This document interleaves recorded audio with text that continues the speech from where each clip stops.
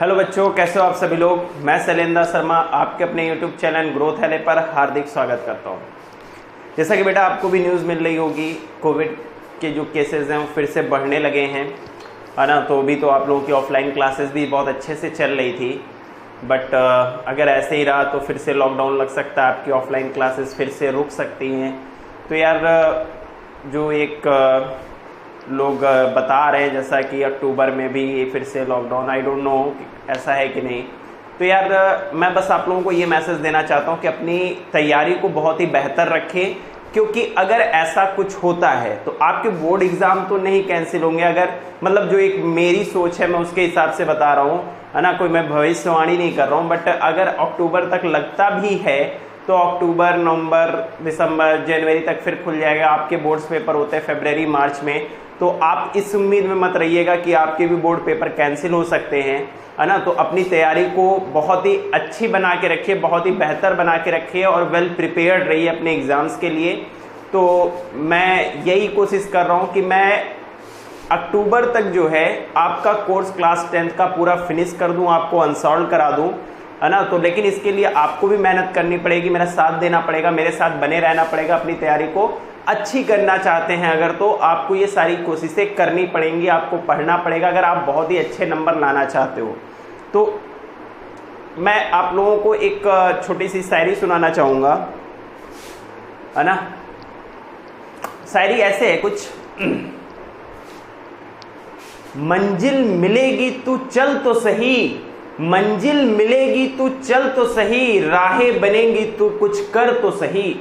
तो बेटा राहें अगर बनानी है तो आपको उस पर चलना पड़ेगा, है ना। कुछ अगर आपने अपना कुछ एम डिसाइड किया है, कुछ भी अगर सोच रखा है कि मुझे बहुत ही अच्छे नंबर लाने हैं, तो उसके लिए आपको मेहनत करनी पड़ेगी। बिना मेहनत के तो आपको फ्री के नंबर नहीं मिल रहे हैं, है ना। तो अगर आपको बहुत अच्छे नंबर लाने हैं तो आपको उतनी ही तैयारी बेहतर करनी पड़ेगी, ठीक है। तो ज़्यादा बातें नहीं करते हैं। आई होप आप लोग समझ गए होंगे कि आपको पढ़ना है, आपको सिर्फ पढ़ना है। और कुछ दिन के लिए अगर आप बोर्ड के एस्पिरेंट हो तो आपको जो है अपनी रिश्तेदारी, पड़ोसी, दोस्त, इन सबको छोड़ने पड़ेंगे। क्यों? क्योंकि आपको सिर्फ पढ़ना, आपका एक ही मोटिव होना चाहिए कि आपको सिर्फ पढ़ाई करनी है, ठीक है। चलिए स्टार्ट करते हैं एक्सरसाइज 7.2 क्वेश्चन नंबर 8 से।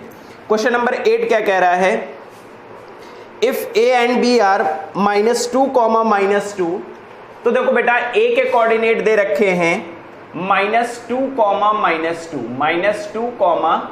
-2, और बी के कोऑर्डिनेट्स दे रखे बेटा 2, -4।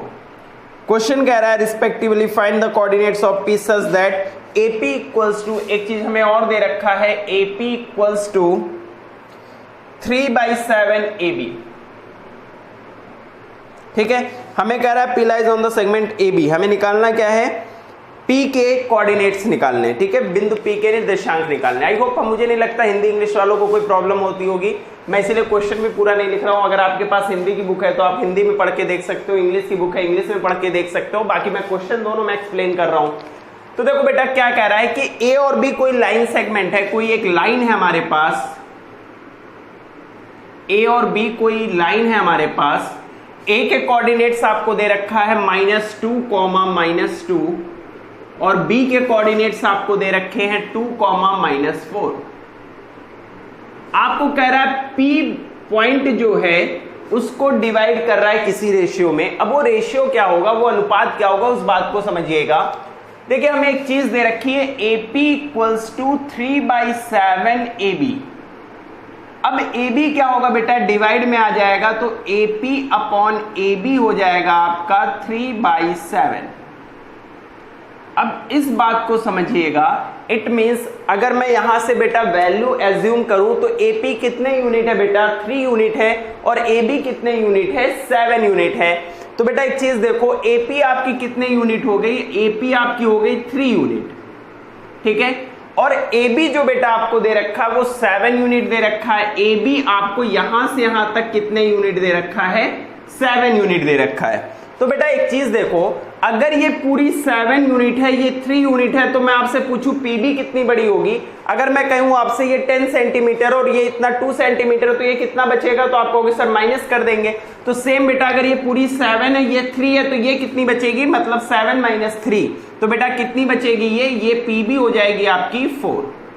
अगर बेटा ये 4 हो जाएगी तो मैं यहां से एक चीज निकाल सकता हूं, वो क्या है, AP अपॉन PB निकाल सकता हूं, AP अपॉन PB निकाल सकता हूं। बेटा कितनी हो जाएगी, AP की वैल्यू 3 है और PB की वैल्यू 4 है, तो बेटा हमें यहां पे क्या मिल गया, AP रेशियो PB या AP अनुपात PB हमें कितना मिल गया, 3:4, 3:4। अगर बेटा ये 3:4 है तो हमें ये रेशियो कितना मिल गया, 3:4, 3:4। और हमें क्या करना था, P के कोऑर्डिनेट्स निकालने थे। तो P के कोऑर्डिनेट्स बेटा मैंने कैपिटल X और कैपिटल Y एज्यूम कर लिया। तो अगर इसको मैं M1 मानता हूं, इसको X1 Y1, तो ये क्या हो जाएगा बेटा, X2 Y2। तो कैपिटल X निकालने का फॉर्मूला क्या था, कैपिटल X इक्वल्स टू था M1 X2 plus M2 X1 upon M1 plus M2। I hope clear होगा। तो बेटा M1 की वैल्यू कितनी है, 3 है, X2 की वैल्यू कितनी है, 2 है, M2 की वैल्यू कितनी है, 4 है, ये बेटा M2 है ना, M2 की वैल्यू कितनी है, 4 है, X1 की वैल्यू कितनी है, -2 है, upon M1 plus M2, M1 कितना है 3 और M2 कितना है 4, तो ये कितना हो जाएगा, 3 2 6, 4 2 माइनस का इसलिए -8, डिवाइड में कितना हो जाएगा 7, तो ये कितना आ जाएगा बेटा -2/7। ठीक है, तो ऐसे ही कैपिटल Y निकाल लेते हैं। कैपिटल Y का फॉर्मूला क्या था, M1 Y2 plus M2 Y1 upon M1 plus M2। तो M1 कितना है बेटा, 3 है, Y2 कितना है -4, प्लस M2 कितना है 4, Y1 कितना है बेटा -2 upon M1 plus M2, M1 कितना है 3 और M2 कितना है 4, तो ये कितना हो जाएगा बेटा, 3 - 4 कितना हो जाएगा, -12, क्योंकि मल्टीप्लाई हो रहा है, 4 2 8 कितना हो जाएगा, -8, 4 + 3 कितना हो जाएगा 7, तो ये कितना हो जाएगा बेटा -20/7। तो P के कोऑर्डिनेट्स क्या हो जाएंगे, P हमने क्या एज्यूम किया था बेटा, कैपिटल X और कैपिटल Y। कैपिटल X की वैल्यू कितनी निकाली है बेटा, -2/7 और कैपिटल Y की वैल्यू क्या निकाली है, -20/7। तो यही इसके कोऑर्डिनेट्स हो जाएंगे, यही इसका आंसर हो जाएगा। चलिए बढ़ते अपने नेक्स्ट क्वेश्चन, क्वेश्चन नंबर 9 की तरफ। चलिए बेटा बढ़ते अपने क्वेश्चन नंबर 8 की तरफ। क्वेश्चन नंबर 9, क्वेश्चन नंबर 9 क्या कह रहा है, find the coordinates of the point which divide the line segment A हमें दे रखा है -2, एंड बी दे रखा है 2, 8। हमसे कह रहा है into 4 equal parts find the coordinates of the point. देखो बेटा कह रहा है कि कोई एक लाइन है ए और बी, बात को समझिएगा, ए और बी, ए एंड बी कोई लाइन सेगमेंट है, ए के कोऑर्डिनेट दे रखा है -2, बी के कोऑर्डिनेट दे रखा है 2, 8। कह रहा है इसे 4 इक्वल पार्ट्स, 4 बराबर भागों में बांटा जा रहा है। ठीक है, 4 इक्वल पार्ट्स में। अगर बेटा इसे मैं कहूं 2 इक्वल पार्ट्स में तोड़ना है, तो 2 इक्वल पार्ट्स में तोड़ने के लिए इसे आपको सिर्फ एक जगह से तोड़ना पड़ेगा। एक जगह से तोड़ोगे तो इसके 2 इक्वल पार्ट्स हो जाएंगे। अगर मैं आपसे कहूं 3 इक्वल पार्ट्स चाहिए तो आपको इसे 2 जगह से तोड़ना पड़ेगा। और अगर मैं कह रहा हूं इसे 4 इक्वल पार्ट्स में तोड़ना है, तो इसे आप जब 3 जगह से तोड़ोगे, अगर आप 4 जगह से तोड़ोगे तो 5 टुकड़े हो जाएंगे। जब आप इसे 3 टुकड़ों में तोड़ोगे तो इसके 4 पार्ट होंगे। ठीक है, और वो चारों पार्ट इक्वल होने चाहिए। तो देखो बेटा क्या कह रहा है, मान लो मैं इसे 4 इक्वल पार्ट्स चाहिए, तो मैं इसे 3 जगह से ब्रेक करूंगा। एक मैं यहां P पे ब्रेक कर रहा हूं, एक मैं बेटा इसे Q पे ब्रेक कर रहा हूं, और एक इसे मैं बेटा R पे ब्रेक कर रहा हूं। ठीक है, जब मैंने इसे 3 पार्ट में तोड़ा तो देखो 4 टुकड़े हो गए, this one, this one, this one, this one.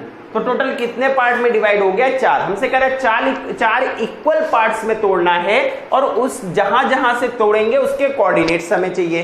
तो P Q R के हमें कोऑर्डिनेट्स निकालने हैं। अब बेटा एक बात को समझना, अगर इक्वल पार्ट्स में तोड़े जा रहे हैं, ठीक है, इक्वल पार्ट्स में तोड़ने जा रहे हैं, तो बेटा बात को समझिएगा मेरी। अगर मैं आपसे कहूं ये 8 सेंटीमीटर एक लाइन है ए बी और मुझे इसे 4 इक्वल पार्ट में तोड़ना है, तो बेटा मैं इसे क्या करूंगा, 3 जगह से तोड़ूंगा। और बेटा अगर तीनों इक्वल पार्ट चाहिए तो मैं क्या करूंगा, इसे भी 2 सेंटीमीटर में, इसे भी 2 सेंटीमीटर में, इसे भी 2 सेंटीमीटर में और इसे भी 2 सेंटीमीटर में जब तोड़ूंगा तो इसके 4 इक्वल पार्ट होंगे। अगर बेटा मैं इसे P कह दूं, इसे Q कह दूं और इसे R कह दूं, अब बात को समझिएगा। अगर मैं QR और RB का रेशियो निकालूं या अनुपात निकालूं तो बेटा क्या मिलेगा, 2/2, मतलब कट जाएगा 1/1, तो क्या आएगा बेटा 1:1। मतलब इनके बीच में जो रेशियो है वो कितने का है, 1:1 का। अगर बेटा मैं PQ और QR का रेशियो निकालूं, PQ और QR का रेशियो निकालूं तो बेटा ये 2 है और ये भी 2 है, ये कट जाएगा तो ये भी हमें क्या मिलेगा, 1:1 मिलेगा। मतलब इसका और इसका जो अनुपात आया बेटा वो क्या आया, 1:1। तो ऐसे बेटा इसका भी क्या निकलेगा, 1:1। ठीक, तो हमें अनुपात क्या मिला, 1:1। तो बेटा जो हमें अनुपात निकल रहा है वो क्या निकल रहा है, 1:1:1:1 ये निकल रहा है। ठीक है, अब बात को समझिएगा। आई होप ये बात आप समझ गए होंगे क्यों 1:1 ले रहे हैं। सबका अनुपात 1 क्यों आ रहा है, क्योंकि बेटा इसे 4 बराबर भागों में तोड़ा जा रहा है। तो अगर 4 बराबर भागों में हम इसे ब्रेक कर रहे हैं बेटा, 4 पार्ट्स में अगर हम इसे डिवाइड कर रहे हैं तो क्या होगा, सबका रेशियो क्या होगा, 1:1:1 में चलेगा। अब देखो बेटा थोड़ी देर के लिए अगर मुझे P का कोऑर्डिनेट निकालना है, बहुत ध्यान से समझिएगा इस क्वेश्चन को। A B, अगर बेटा A के कोऑर्डिनेट -2, है, B के कोऑर्डिनेट्स 2, 8 है और बेटा मैं P का कोऑर्डिनेट निकालना चाह रहा हूं। ठीक है, P का कोऑर्डिनेट निकालना चाह रहा हूं तो बेटा अभी हमने क्या बताया, अगर AB एक लाइन है, AB एक लाइन है और ये कितने लंबी है, 8 सेंटीमीटर लंबी है, तो बेटा मैंने कहा इसे 2 और 2 और 2 में ब्रेक करना होगा, 2 2 2 2 में ब्रेक करना होगा। अगर बेटा मैं इसे थोड़ी देर के लिए हटा दूं, इसे थोड़ी देर के लिए हटा दूं तो बेटा ये 2 थी तो ये टोटल कितनी हो जाएगी, 6 हो जाएगी। अगर मैं इसका रेशियो निकालूंगा तो 2/6, 2 1 जा 2, 2 3 जा 6, तो रेशियो क्या आएगा बेटा 1:3। क्यों, क्योंकि ये 3 इक्वल पार्ट्स में था तो ये टोटल डिस्टेंस जो जाएगी वो 3 यूनिट हो जाएगी और ये जो डिस्टेंस होगी बेटा वो 1 यूनिट हो जाएगी। मतलब जो इसका अनुपात आएगा वो क्या आएगा, देखो 1:3 आएगा। ठीक है, आई होप ये बात आप समझ गए होंगे। ठीक है, तो देखिए बेटा अगर ये P है तो देखो ये 1 है तो ये 1 और ये 1 टोटल मिलके कितनी हो जाएगी, 3। तो बेटा ये अनुपात कितना हो जाएगा, 1:3। अगर मुझे P के कोऑर्डिनेट्स निकालने हैं, ठीक है, फॉर P अगर मुझे P के कोऑर्डिनेट्स निकालने हैं तो बेटा देखो P के कोऑर्डिनेट्स मैंने मान लिया कैपिटल X और कैपिटल Y, तो ये M1 हो गया, ये M2 हो गया, ये X1 हो गया, ये Y1 हो गया, ये हमारा X2 हो गया और ये हमारा Y2 हो गया। तो कैपिटल X निकालने का फॉर्मूला क्या था बेटा, M1 X2 plus M2 X1 upon M1 plus M2। तो देखो M1 की वैल्यू कितनी बेटा 1, X2 की वैल्यू कितनी है 2, M2 की वैल्यू कितनी है 3 और X1 की वैल्यू कितनी है -2 अपॉन M1 प्लस M2। तो ये कितना हो जाएगा बेटा 2 और ये कितना हो जाएगा 3 2 जा -6 डिवाइड में 4। तो ये कितना हो जाएगा बेटा -4/4। तो ये कितना आ जाएगा -1। ये कैपिटल X निकला। कैपिटल Y अगर निकाले बेटा M1Y2 plus M2Y1 upon M1 plus M2। तो M1 की वैल्यू कितनी बेटा 1, Y2 की वैल्यू कितनी है 8, M2 की वैल्यू कितनी है 3 और Y1 की वैल्यू बेटा कितनी है 2 अपॉन M1 प्लस M2। तो ये कितनी हो जाएगी बेटा, ये हो जाएगी 8, ये हो जाएगा 3 2 जा 6 और नीचे हो जाएगा 4। 8 प्लस 6 बेटा हो जाएगा 14/4। तो ये हो जाएगा 2 2 जा 4, 2 7 जा 14। तो बेटा X और कैपिटल X -1 आया, कैपिटल Y 7/2 आया। तो P के कोऑर्डिनेट्स बेटा क्या हो जाएंगे -1, 7/2। अब बेटा P के कोऑर्डिनेट्स हमने निकाल लिया। अब हमें क्या निकालना है, Q निकालना है। फिर से देखिए A और B था बेटा। A के कोऑर्डिनेट्स क्या थे -2, 2, B के कोऑर्डिनेट्स क्या थे 2, 8। अब बेटा मुझे Q के निकालने हैं। तो बेटा देखो Q के इधर देखो ये 1 यूनिट, ये 1 यूनिट, तो ये कितनी हो गई 2, ये 1 यूनिट और ये 1 यूनिट, ये कितनी हो गई 2। तो क्या निकला 2:2 निकला। अगर बेटा 2:2 निकला इसका मतलब ये क्या हो जाएगा, इसका मिड पॉइंट हो जाएगा, है ना, क्योंकि जब रेशियो क्या होते हैं बराबर होते हैं, इसका मतलब ये क्या होगा, मिड पॉइंट होगा। तो इसको बेटा मैं कैपिटल X और कैपिटल Y अगर एज्यूम कर लूं तो देखो आप रेशियो से भी निकाल सकते हो तब भी आंसर सेम आएगा। ठीक है, अब मैं निकाल रहा हूं फॉर Q के कोऑर्डिनेट्स निकाल रहा हूं बेटा। तो मिड पॉइंट है अगर तो कैपिटल X क्या होता था formula, x1 plus x2 divided by 2। x1 की वैल्यू कितनी बेटा -2, x2 की वैल्यू कितनी बेटा +2 डिवाइडेड बाई 2। तो -2 +2 बेटा ये हो जाएगा 0। कैपिटल Y अगर निकालेंगे बेटा तो y1 plus y2 divided by 2। y1 की वैल्यू कितनी बेटा 2 और y2 की वैल्यू कितनी है 8/2। तो ये हो जाएगा बेटा 10/2। तो कितना हो जाएगा 5। तो Q के कोऑर्डिनेट क्या आ गया बेटा 0,5। अब बेटा मुझे किसका निकालना है, R का निकालना है। ठीक है, तो अब देखिएगा A है बेटा, B है, A के कोऑर्डिनेट आपको दे रखे हैं -2,2, B के कोऑर्डिनेट्स आपको दे रखे हैं 2,8। आपको क्या निकालना है बेटा, अब R निकालना है। ठीक है, R निकालना, तो बेटा R के इस तरफ देखो 1 यूनिट ये, 1 यूनिट ये, 1 यूनिट ये, तो ये टोटल कितनी हो गई बेटा 3 यूनिट। मतलब ये हो गए बेटा 3 यूनिट और ये कितनी बची 1। तो इसका रेशियो क्या होगा बेटा 3:1। इसको हमने बेटा कैपिटल X और कैपिटल Y से क्या कर दिया, रिप्रेजेंट कर दिया। अब देखो जगह बची कि नहीं, चलो मैं एक इधर निकाल दे रहा हूं, एक उधर निकाल दे रहा हूं। ठीक है, तो मैं किसके लिए निकाल लूं बेटा, फॉर R। ठीक, फॉर R के लिए अगर बेटा निकालूंगा तो कैपिटल X का फॉर्मूला वही m1x2 plus m2x1 upon m1 plus m2। m1 की वैल्यू बेटा कितनी 3, x2 की वैल्यू उधर है तो बेटा 2, m2 कितना है 1, x1 की वैल्यू कितनी है -2 अपॉन m1 प्लस m2। तो बेटा ये 3 + 1 हो जाएगा, 3 2 6 -2 डिवाइडेड बाई 4। तो ये कितना हो जाएगा बेटा 4/4 कट गया, कितना आ गया 1। कैपिटल X की वैल्यू बेटा 1 आ गई। अब बेटा कैपिटल Y निकालते, कैपिटल Y का formula m1y2 plus m2y1 upon m1 plus m2। देखो m1 की वैल्यू कितनी बेटा 3, y2 की वैल्यू कितनी बेटा 8, m2 की वैल्यू 1 है, y1 की वैल्यू कितनी बेटा 2 अपॉन m1 प्लस m2 मतलब 3 + 1। तो ये कितनी हो जाएगी बेटा 3 8 24, ये कितना हो जाएगा 2 डिवाइड में 4। तो ये कितना हो गया 26/4, 2 2 4 और ये हो गया 13।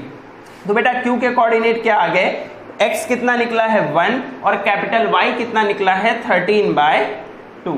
आई होप क्लियर होगा, समझ में आया होगा। ना समझ में आया एक बार वीडियो को फिर से रिवाइंड करके देखिएगा, आपको जरूर समझ में आएगा। ठीक है, चलिए बढ़ते अपने नेक्स्ट क्वेश्चन की तरफ। चलिए बेटा बढ़ते अपने नेक्स्ट क्वेश्चन। आई थिंक इस एक्सरसाइज का लास्ट क्वेश्चन है। हाँ ठीक है, क्वेश्चन नंबर 10 की तरफ। क्वेश्चन नंबर 10,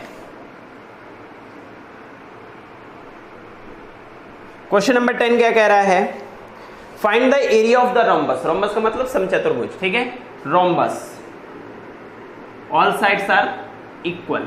ठीक, और हमें कह रहा है इट्स वर्टिसेस आर, अगर मैं नेमिंग कर दूं बेटा ABCD, तो हमें A के कोऑर्डिनेट्स दे रखा है 3,0, B के कोऑर्डिनेट्स दे रखा है 4,5, C के कोऑर्डिनेट्स दे रखा है -1,4, D के कोऑर्डिनेट्स दे रखे हैं -2, -1। हमसे कह रहा है taken in order find the area of the rhombus. तो बेटा जो रोम्बस का एरिया का फॉर्मूला होता है वो ये होता है area equals to 1/2 d1 into d2, diagonal 1 into diagonal 2, मतलब विकर्ण 1 गुणे विकर्ण 2। अब ये डायगनल 1 डायगनल 2 क्या बेटा, देखो एक डायगनल ये बनेगा और एक डायगनल ये बनेगा। दोनों के डायगनल्स के प्रोडक्ट का हाफ जो होता है, दोनों के विकर्णों के गुणनफल का जो आधा होता है, उसी को हम क्या कहते हैं, एरिया ऑफ रोम्बस कहते हैं। अब बेटा d1 इंटू d2, d1 मतलब डायगनल 1, तो पहली डायगनल क्या है AC और दूसरी क्या है BD, तो हमें इनकी लेंथ पता होनी चाहिए। तो सबसे पहले हम AC की वैल्यू निकालेंगे। AC बोलो या फिर D1 बोलो, बात एक ही है। डायगनल 1 बोलो या AC से रिप्रेजेंट करो, आपको जो सही लगे। तो बेटा इन दोनों के बीच की डिस्टेंस निकालेंगे। फॉर्मूला क्या होता था, under root x2 minus x1 का whole square plus y2 minus y1 का होल स्क्वायर। x1 x2 हम किसी को भी मान सकते हैं, ठीक है। मान लो मैं x1 x2 x1 y1 इसको मान ले रहा हूँ, x2 y2 इसको मान ले रहा हूँ, तो x2 हमारा कितना है 3, x1 कितना है माइनस का 1, तो माइनस माइनस हो जाएगा प्लस 1, y2 बेटा हमारा कितना है 0 माइनस y1 कितना है 4 का होल स्क्वायर। तो ये क्या हो जाएगा बेटा 3 प्लस 1 4, 4 का स्क्वायर हो जाएगा 16, 0 माइनस 4 माइनस 4 माइनस 4 का स्क्वायर हो जाएगा बेटा 16। तो ये हो गया अंडर रूट 32। अंडर रूट 32 को हम क्या लिख सकते हैं 16 इंटू 2, 16 का 4 बाहर आ जाएगा 4 अंडर रूट 2 यूनिट। ये आगे बेटा AC डायगोनल की लेंथ। अब हमें दूसरा डायगोनल क्या चाहिए बेटा BD चाहिए। तो BD के लिए भी सेम फॉर्मूला, किसी को भी x1 y1 मान लो उसको x1 y1 इसको x2 y2 मान लिया, x2 माइनस x1, तो x1 क्या है बेटा -2 माइनस माइनस क्या हो जाएगा +2, y2 माइनस y1, तो y1 क्या है माइनस का 1, तो माइनस माइनस क्या हो जाएगा +1। ये कितना हो गया बेटा 4 + 2 हो गया 6, 6 का स्क्वायर हो गया 36, 5 + 1 हो गया 6, 6 का स्क्वायर हो गया 36। तो इसे बेटा हम लिख सकते हैं अंडर रूट 72, और अंडर रूट 72 को हम क्या लिख सकते हैं 36 इंटू 2, तो अंडर रूट 36 की वैल्यू बेटा हो गई 6 रूट 2। मतलब BD डायगोनल की जो वैल्यू आ गई बेटा वो आ गई 6 अंडर रूट 2। अब देखो बेटा एरिया का जो फॉर्मूला था 1/2 डायगोनल 1, तो डायगोनल 1 मान लो हमने कि डायगोनल क्या है पहली हमारी AC और दूसरी डायगोनल हमारी क्या है BD। तो बेटा देखो 1/2 AC की वैल्यू हमने कितनी निकाली है 4 अंडर रूट 2, और BD की वैल्यू क्या निकाली बेटा 6 अंडर रूट 2। ये आप चाहो 2 से 4 को कट कर लो, 6 को हमने 2 से कट कर लिया, 2 बचा, 2 6 कितना हो गया बेटा 12, ठीक। रूट 2 कितना हो गया बेटा 2, तो ये क्या हो गया 24 स्क्वायर यूनिट, ये इसका क्या हो गया एरिया हो गया, ठीक है। तो ये था हमारा क्वेश्चन नंबर 10। आई होप इसके बाद तो कोई क्वेश्चन बचा नहीं होगा, ठीक है। तो बेटा ये एक्सरसाइज यहीं पे होती है खत्म, और प्लीज़ आप लोग रिवीजन करते रहिए। वीडियो को अगर नहीं समझ में आ रहा तो रिवाइंड करके उसको दोबारा देखिए, आपको ज़रूर से ज़रूर समझ में आएगा। और प्लीज़ पढ़ते रहिए। मैंने आपको बताया कि कभी भी कुछ भी हो सकता है, तो अपनी तैयारी को बेहतर बनाए रखिए। अभी आपके एग्जाम्स भी आने वाले हैं, मतलब जो भी आपके होम एग्जाम होंगे, जो भी प्री बोर्ड कह रहा हूँ, जो भी आपके टेस्ट यूनिट टेस्ट और जो भी होंगे ये सितंबर में आई थिंक हो जाने चाहिए। तो पेपर होंगे ज़रूर, तो कुछ ना कुछ टॉपिक आएगा, जो भी टॉपिक आएगा उसको पढ़ते रहिए, अपनी तैयारी को बेहतर बनाइए, ठीक है। आज के लिए इतना ही। Thank you so much, bye bye, good night.